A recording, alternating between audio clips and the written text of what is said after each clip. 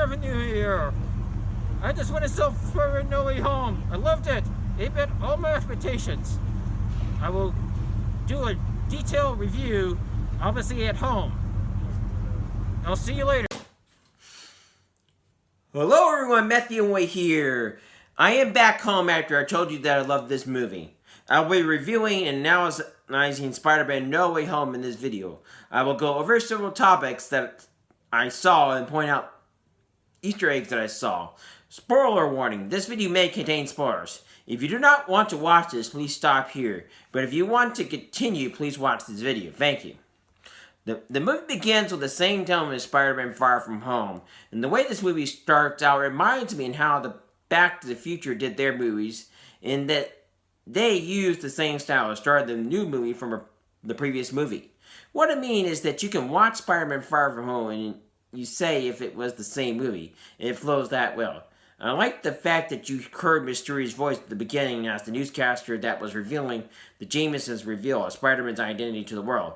This would make sense that Jonah Jameson would reveal this identity. He hated Spider-Man. He said he was a menace. Mysterio claimed that Spider-Man planned to be the next Iron Man. We all know that was a lie, but as we know, even in these times, people believe lies more than they believe the truth. After this reveal, people were trying to trample MJ. Spider-Man had to get her and get himself out of there as well as find a way to get them safely home. In the movie, I caught the billboard Rogers' Musical, which is in the Hawkeye series that is currently on Disney+. Yes, I would suggest you have at least watched all the MCU series on Disney+, because it helps you to see everything more clearly. There are enough people out there that believe Peter Parker to be a murderer. As we saw, Jonah Jameson was blasting his face over the airways. Temperature Control gets involved in this situation. If you remember, the Department of Temperature Control was introduced to us in Spider-Man Homecoming. They arrest Peter with his Aunt May, Happy, Ned, and MJ. There is an investigation to Stark Industries of why they were helping a young boy to fight crime, as well as to help him be a vigilante. It would not matter if Tony Stark sacrificed his life like he did in Avengers Endgame to save the world from the mad titan called Thanos. Yes, Peter Parker and Happy Hogan get help none other than Matt Murdock, aka Daredevil. No, Matt was not in his Daredevil suit, but was in the business suit, and is the same actor who was in the Marvel Netflix series, Charlie Cox. They did not need a superhero, they needed a lawyer, as I would have discussed with my brother Mark, as he saw the movie with me. You do see Matt stopping an object from hurting everyone in the apartment at the same time Peter was trying to stop it as well. He told him the court of public opinion would not care if the court of law says he's innocent or not. Yes, Peter is Spider-Man, but he did not kill Mysterio. Peter, Ned, and MJ are trying to get into college and are having a hard time because of Peter's identity being revealed to the world. Betty Brandon's reported and says the iconic line, "Go get him, Tiger," or "Go get him, Spider." Flash had a book in the movie called Flashpoint, which is a DC Easter egg, as we know that Flash created. It would have been shown in the CW DC show The Flash in the 3rd season. The gym teacher, who was the conspiracy theorist who thought that Captain America was a war criminal, thinks that Spider-Man Peter Parker is a criminal. Peter feels that he must go to Doctor Strange. Before he goes to Doctor Strange, Peter and MJ are on the school roof, and she's holding it in the New York Post, which we all know is owned by Rupert Murdoch. Rupert Murdoch is the one who owns Fox News, which is known for yellow journalism. It makes sense to me that Jameson is running a network similar to Rupert Murdoch and how he runs Fox News, which is based on yellow journalism. Peter tells Doctor Strange that he's having a problem with his best friend's lie being instructed by Mysterio, revealing his identity to the world.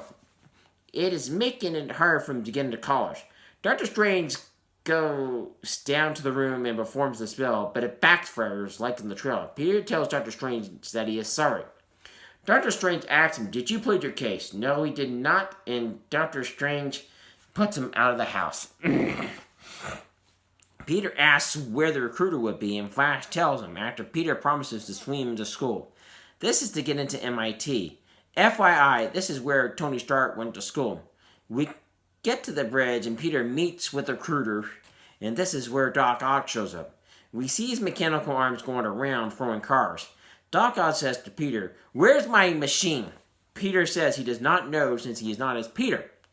This was a good fight scene since Peter is wearing the Iron Spider suit and has the mechanical spider arms to be able to fight with Doc Ock. It looks like Doc Ock would kill Peter, but Peter stops him since he has his net tech take over. We later see Green Goblin come out, and Doc Ock says Osborn, as he knows that it's impossible since Norman Osborn died years ago being impaled by his own glider, trying to kill Spider-Man. Norman Osborn takes off the Goblin mask and crushes it when he is struggling that this world has no Oscorp. This does not mean the Goblin is not inside of him. As we know, Norman Osborn has a split personality because of the serum he was injected with.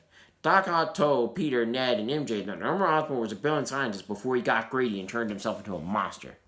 We later get to Electro, who comes in this universe blue, but Sandman also shows up here. He says, Peter, and Peter tells him, I am not your Peter. Sandman says, what do you mean you're not my Peter? Peter tells him, you're in another universe. They both stop Electro, and Peter sends both of them to the Doctor Strange's house and his dungeon. Later, Peter meets with Aunt May, and he gets Norman Osborn and takes him to Doctor Strange's house. Doctor Strange puts him in the magical prison, and he tells Peter we must send them back as they are a threat to our universe.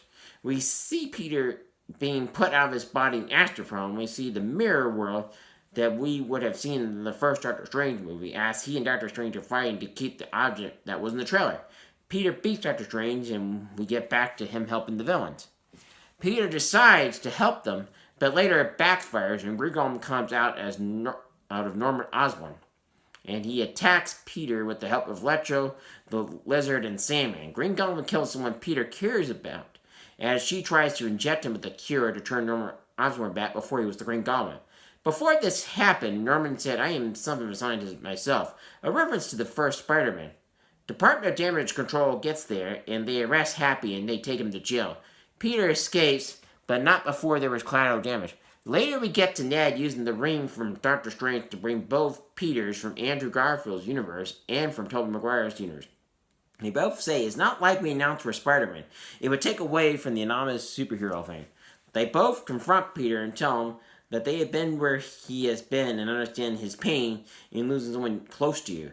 As I would have mentioned in my other videos about John Eldritch and the wound that this has caused for Peter, it can have an effect on you. If you do not manage it, there will be consequences.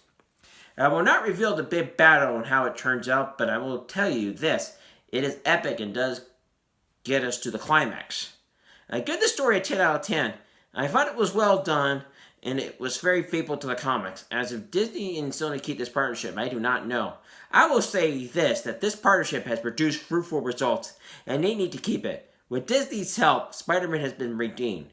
Marvel Studios, which are owned by Disney, has made this character fun again and been able to tell very good and compelling stories.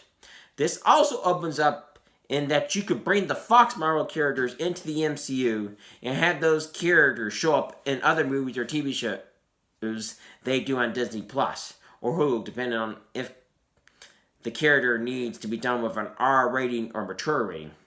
If you enjoyed this video, please like and share my channel. Please hit the notification bell to be notified of any future videos that come on the channel.